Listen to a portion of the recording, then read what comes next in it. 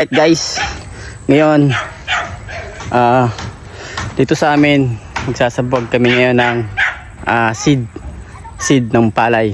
Ito yung mga kahigos. So binabad namin to sa tubig 24 hours. Then pinatuyo namin ng 2 araw, tsaka ito na. Kaya pwede na to isabwag kung tawagin sa amin. Pwede na yan sabwag dito. So ginawa kong plat, pwedeng paglagyan ng seed ng mga palay. Okay, alright guys, so isabog na natin itong mga seeds ng palay.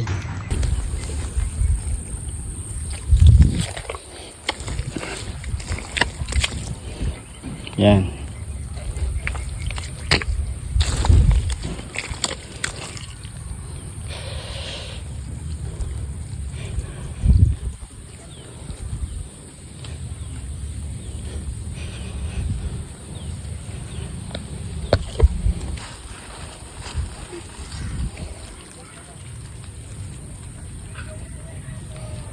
Sabog ang tawagin dito sa amin.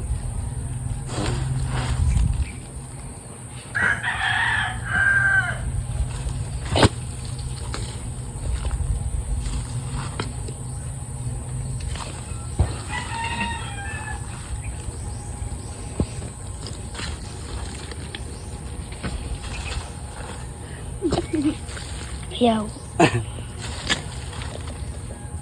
Okay na.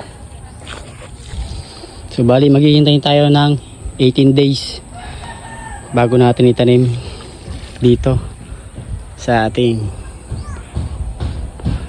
lupang taniman. Okay. So yun lang. Maraming salamat mga kaigos.